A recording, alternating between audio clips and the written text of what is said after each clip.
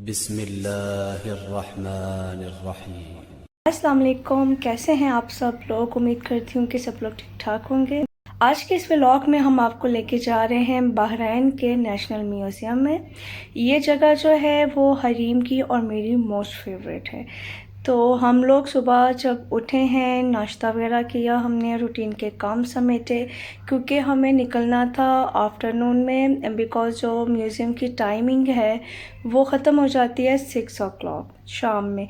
तो उससे पहले पहले हमें जाना था, तो बस फिर हम लोग निकले हैं तकरीबन 2 बजे के बाद।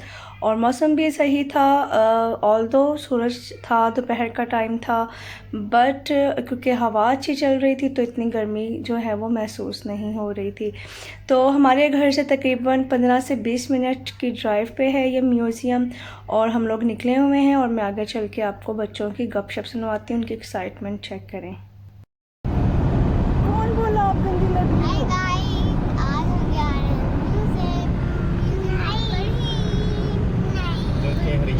पसंद है। आज हम हरीम की फेवरेट प्लेस पे जा रहे हैं। Wow, are you excited Hari? How much? And what happened to Ammu? जी हरीम साहिबा, फिर कितना को खुश हो आज? बहुत ज़्यादा। किस चीज़ की खुशी हो रही है? इतनी खुशी किस चीज़ की है? तो बाबा और भी बहुत कुछ है वहाँ देखने के लिए। मुझे गाँव वाली भी लाइफ में ना थोड़ा मजा आता है, क्योंकि म्यूजियम में वैसे भी ना पुराना बहीन है। अच्छा, गाँव टाइप का फिर तो आप मामा जैसी हो। मामा को भी पसंद है, मामा को भी बहुत पसंद है विलेज लेकिन बस हरम पापा को नहीं पसंद। क्यों भाई? हरम आपको नहीं पसंद? क्यों? दुनिया जानते अस्तक तेरी मारी सुई दुनिया पे अटकी हुई है। हर दफा तो डेलमोनिया जाते हो बेटी। अच्छा रीमा, मुझे दुनिया जाना था। चैनल को सब्सक्राइब कर दीजिएगा और अगर वीडियो अच्छी लगे तो लाइक कीजिए। अभी हम हैं रास्ते में और यहाँ पर पहुँच चुके हैं ओसिस मॉल, जो कि जुफेर में है। यहाँ पर भी मैं आपको लेकर गई थी जब मैंने शॉपिंग की थी होम बॉक्स से, तो मैंने आपको यहाँ का भी एक टूर करवाया था। सामने जो ये आपको मस्जिद नज़र आ रही है, ये बहुत खूबसूरत लग रही थी। मस्जिद छोटी सी है बट बहुत अट्रैक्टिव थी। कैमरे के में ये इतनी खूबसूरत नहीं लग रही जैसे जितनी ये वैसे देखने में थी। तो मैंने सोचा कि मैं आप लोगों के लिए भी इसका क्लिप ले लेती हूँ, क्योंकि देखने में ये बहुत ज़्यादा अच्छी लग रही थी माशाल्लाह से। तो अभी हम लोग जा रहे हैं म्यूज़ियम की तरफ, और तकरीबन हाफ़ रास्ता हमारा यहाँ पर हो चुका है तय। और बच्चों की मुसलसल तकरार चल रही है, क्योंकि हरम को जाना था डेलमोनिया मॉल और हरीम को जाना है म्यूज़ियम। तो डेलमोनिया मॉल तो ऑलरेडी हम लोग काफ़ी दफ़ा जा चुके हैं, महीने 2 महीने के बाद वहाँ का कोई ना कोई हमारा चक्कर लग जाता है। बट म्यूज़ियम में हम जा रहे हैं तकरीबन 9 से 10 महीने के बाद, और उसकी वजह ये है कि म्यूज़ियम जाकर हरम और उसके बाबा वो दोनों बहुत बोर होते हैं, बट हरीम की और मेरी ये फेवरेट प्लेस है। तो अब हम जो है वो तकरीबन एंटर होने जा रहे हैं म्यूज़ियम के अंदर। और जो है हरीम जितनी ज़्यादा एक्साइटेड थी, मैं जितनी ज़्यादा एक्साइटेड थी, हस्बैंड और हरम उतने ज़्यादा एक्साइटेड नज़र नहीं आ रहे थे, क्योंकि उनको बहुत बोरियत होती है। तो चलिए एंटर होते हैं हम अपने म्यूज़ियम के अंदर, और फिर आपको दिखाते हैं इसका जो लुक है वो कैसा है। काफ़ी अच्छी ग्रीनरी है यहाँ पर। बहुत कम प्लेसेस मैंने देखी हैं बहरीन में जहाँ पर इतनी ज़्यादा ग्रीनरी हो, क्योंकि ज़मीन जो है वो पथरीली है, रेत है ज़्यादा, तो नेचुरल तरीके से ग्रीनरी या ट्रीज़ प्लांट्स वगैरह बहुत कम ग्रो करते हैं। तो इन चीज़ों को लगाने के लिए क्या करते हैं कि ये लोग बाहर के मुल्कों से ज़रख़ेज़ मिट्टी लाते हैं, उसको डालते हैं और उसके ऊपर फिर प्लांटेशन की जाती है। लेकिन ये म्यूज़ियम जो है, इसमें बहुत दूर दूर तक आपको बड़े बड़े दरख्त नज़र आते हैं, बहुत अच्छी ग्रीनरी है। एक रिफ़्रेशिंग सा जो है ना व्यू आपको देखने के लिए मिलता है, जो कि बाकी जगहों पे बहुत कम है। वाइल्ड पार्क्स वगैरह में है बट बाकी जगहों पे कम है।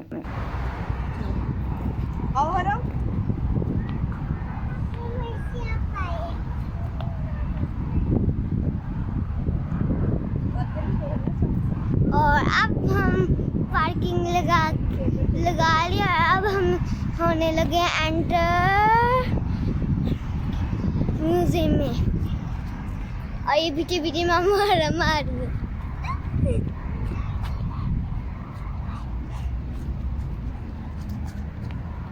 और आ गया हमारा म्यूजियम। हाँ जी, और अब हम हो रहे हैं एंटर। अब होने लगे हम एंटर म्यूजियम।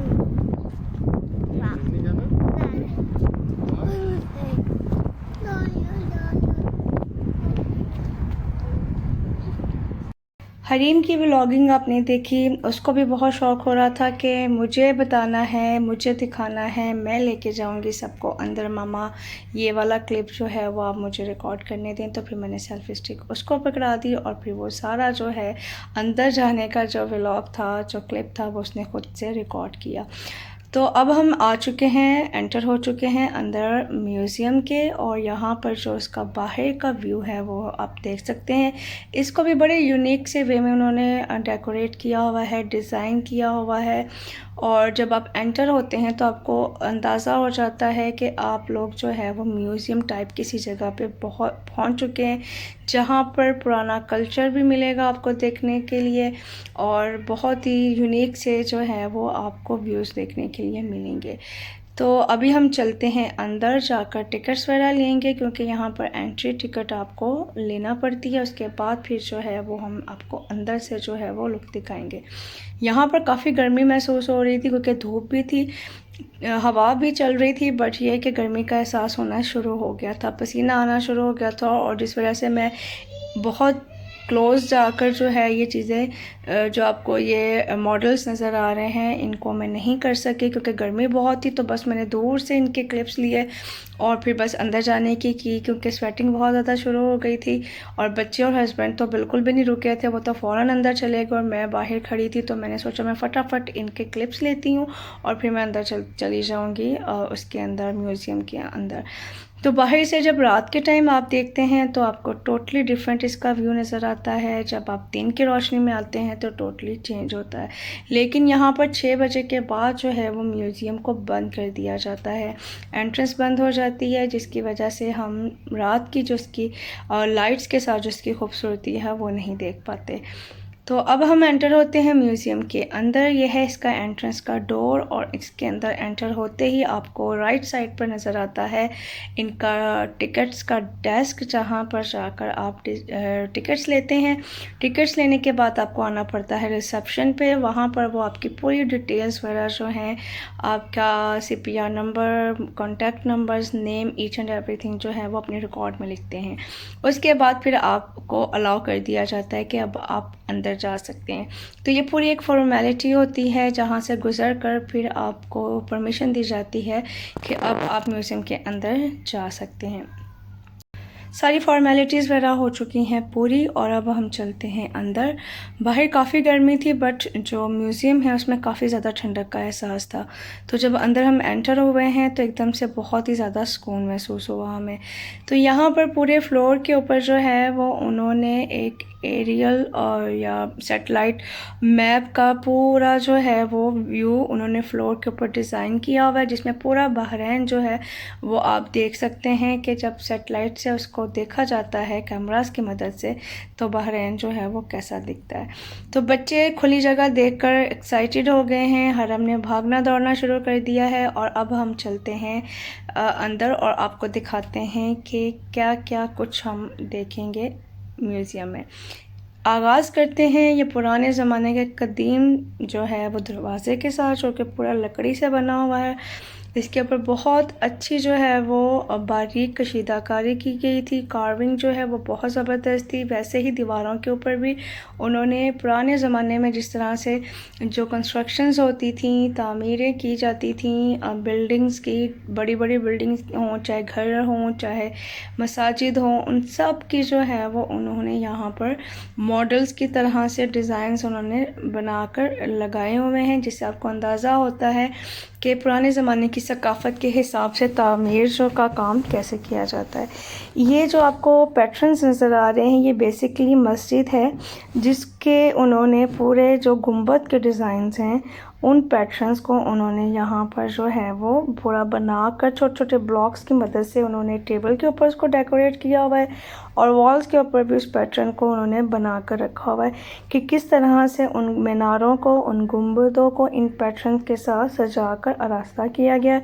वो पैटर्न किस तरह बनाया गया है, बहुत छोटे छोटे डिज़ाइंस बनाकर उनको इकट्ठा किया गया और फिर उनसे जो है वो बड़े बड़े मीनार जो हैं उनकी सजावट की गई। तो 2020 में इसको रिस्टोर किया गया था, इस मस्जिद को और उसके मीनारों को, जिसकी मैं आपको कंप्लीट डिटेल जो आगे चल के बताऊंगी। या आप उस मीनार की जो मुकम्मल होने के बाद, रिस्टोरेशन होने के बाद लुक देख सकते हैं। और ये 1660 ईस्वी की मस्जिद थी जिसको के रिस्टोर किया गया है सन 2020 में। ये सारे पैटर्न हैं जो आप देख सकते हैं। ये है उस मस्जिद का पुराना व्यू, बहुत जो पहले से बहुत साल पहले का व्यू था, ये उसका पुराना व्यू है। और यहाँ पर पूरी कंस्ट्रक्शन का वो दिखा रहे हैं कि किस तरह से उन्होंने इसको जो है वो कंप्लीट किया था। ये असल में अल फज़ल मस्जिद है जिसके मज़ारों को जो है वो दोबारा से जो है डेकोरेट किया गया, उनकी मरम्मत की गई, उनको रिस्टोर किया गया और एज इट इज़ उसी हालत में किया गया जिसमें वो पहले थे। उसकी डिज़ाइनिंग में किसी भी तरह की कोई भी तब्दीली नहीं की गई है। तो अब यहाँ पर जब हम आगे आते हैं तो एक बहुत पुराने टाइम की इन्होंने एक जो है वो ये कार रखी हुई है जिसमें कि आप देख सकते हैं कि बड़ा यूनिक सा इसका मॉडल है और बहुत खूबसूरत लगती है देखने में। जब हरीम जो है वो 2 साल की थी, पहली बार उसके साथ मैं यहाँ म्यूज़ियम में आई थी, तो सेम इसी जगह पे उसकी मैंने एक पिक्चर ली थी। तो अब माशाल्लाह से वो 7 इयर्स की हो चुकी है और एग्जैक्ट उसी जगह पर जब अगेन पिक्चर ली तो ऐसे लगा कि जैसे टाइम बहुत जल्दी से फास्ट फॉरवर्ड में गुजर गया और एकदम से 5 साल का जो है वो अरसा गुजरा और माशाल्लाह से हरीम जो है वो 2 से अब माशाल्लाह से 5 साल की हो चुकी है। तो ये जो मैंने ये आपको कैफ़ेटेरिया दिखाया है, इससे हम एंटर होकर जाते हैं म्यूज़ियम की बाहर की साइड पे, जो मैं आपको पार्ट 2 में दिखाऊंगी। अब अंदर हो गए हैं जी हम लोग एंटर, और यहाँ पर जो पुराने ज़माने के लोग थे उनके रहने सहने का, उनके तहज़ीब व तमद्दन का, उनके ट्रेडिशंस को, उनकी सकाफ़त को, उनकी हर चीज़ को यहाँ पर उन्होंने एक पूरी मॉडल्स की शक्ल में उन्होंने वहाँ पर प्रेजेंट किया गया। यहाँ पर जो है दिखाया जा रहा है कि जब एक जो औरत के घर में बच्चा होता था तो उसके बाद उसकी केयर किस तरह से की जाती थी। जब एक औरत पैदाइश के मरहले से गुज़रती थी तो किन किन तरीक़ों से किस तरह से जो है वो उसकी हिफाजत, उसकी केयर की जाती थी और बच्चों की परवरिश किस तरह से की जाती थी, क्या क्या उनके रस्म व रवाज थे बच्चे की पैदाइश के मौके पर, उस सब की पिक्चर्स और क्लिप्स जो हैं वो यहाँ पर जो है वो उन्होंने दिखाई गई हैं। थोड़ा सा जब हम आगे आ जाते हैं तो यहाँ पर बच्चों के बारे में टोटल उनके जो है वो खेल कूद के बारे में आता है। इसमें आपको दिखाया जाता है किस तरह की गेम्स थी जो उस वक़्त में बच्चे खेला करते थे। आज से आप 50 साल भी पीछे चले जाएं तो वो चीज़ जो आपको देखने को मिलती है, लेकिन जो पिछले 20 से 25 साल गुजरे हैं उसमें वक्त इतनी तेज़ी से बदला है कि बच्चों के जो खेल कूद और जो तरजीहात थी बच्चों की, बड़ों की, सब कुछ टोटली जो है वो चेंज हो चुका है। तो पुराने ज़माने में जो सिंपल लाइफ गुजारिश आती थी उसमें बच्चे किस तरह से खेल कूद करके किस तरह की गेम्स खेलते थे, किस तरह की एक्टिविटीज़ करते थे, किस तरह से उनको घर में मसरूफ़ रखा जाता था, ये सब जो है वो आपको देखने को मिलता है।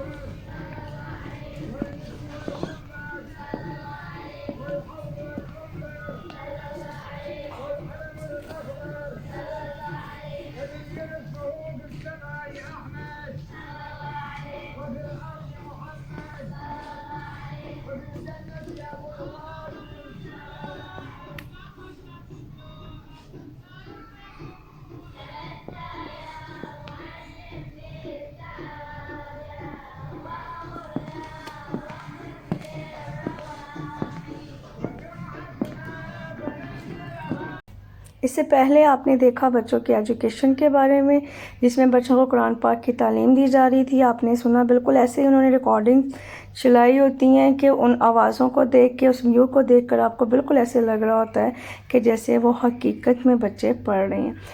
अच्छा, बच्चों की तालीम के बाद आ जाती है बारी बच्चों की शादी की, क्योंकि पहले वक्तों में क्या होता था कि बच्चों की बेसिक नॉलेज बेसिक एजुकेशन के बाद बहुत अर्ली एज में जैसे ही वो बालिग होते थे उनकी शादियां कर दी जाती थी। बहुत सालों तक जो है वो इंतज़ार नहीं किया जाता था और ना ही इस चीज़ के ऊपर फोकस होता था कि बच्चा कमाने लगेगा, अपने पाँव पे खड़ा होगा तो जाकर उसकी शादी की जाएगी। लेकिन यहाँ पर पहले वक्तों में क्या होता था, जैसे ही बच्चा अपनी जो बुनियादी तालीम हासिल करता था, कुरान पाक की तालीम होगी, इस्लाम दीन की तालीम हो गई, वो सब कंप्लीट करता था और जैसे ही वो बलूगत में आता था तो उसकी शादी कर दी जाती थी।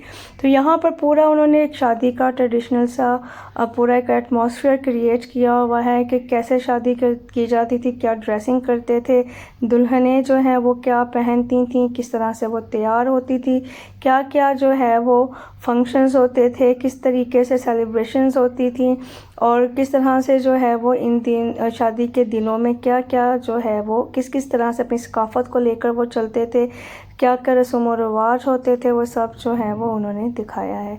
यहाँ पर आप देख सकते हैं ये पूरा जो है वो लुक है दुल्हन का, जिसमें उसकी ज्वेलरी, उसके ड्रेसेस, ईच एंड एवरीथिंग जो है वो आप देख सकते हैं। पुराने ज़माने में आज से चले जाएं आप 100-200 साल पहले तो लोग किस तरह की ज्वेलरी पहनना पसंद करते थे, घर के बुज़ुर्गों को किस तरह से एंटरटेन किया जाता था, किस तरह से उनको वैल्यू दी जाती थी, जब घर में मेहमान आते थे उनकी दावत, उनकी खातिर मदारत जो है वो खजूरों से और उन दूध से या इस तरह की चीज़ों से की जाती थी। ये जो सामने आपको मंज़र नज़र आ रहा है ये बेसिकली उन्होंने एक कश्ती का मंज़र जो है वो बनाया है कि लोग जो हैं वो कश्ती पे सफ़र करके जो है वो आगे जा रहे हैं। इससे आगे जो व्यू आएगा वो मेरा सबसे ज़्यादा मोस्ट फेवरेट जो है वो व्यू है। यहाँ पर आकर आपको ऐसे लगता है कि जैसे लोग जो हैं अपनी रूटीन के कामों में मसरूफ़ थे और एकदम से जो है वो वक्त को रोक दिया गया। पुराने ज़माने के घरों का एक उन्होंने व्यू दिखाया है जब हर काम हाथों से किया जाता था और वक्त चलता चलता थम गया, जो जहाँ था वो वहीं रुक गया। बिल्ली जो आपको नज़र आ रही है वो बिल्कुल ओरिजिनल लगती है, मुर्गियाँ हैं, इनके चूज़े हैं, बच्चे खेल रहे हैं, औरतें घरों में काम कर रही हैं। ये सब कुछ देखकर आपको इतना हकीकत के नज़दीक तरीन जो है वो ये व्यू लगता है कि आपको लगता है कि वाकई आप इस वक्त में इस दौर में वापस चले गए हैं।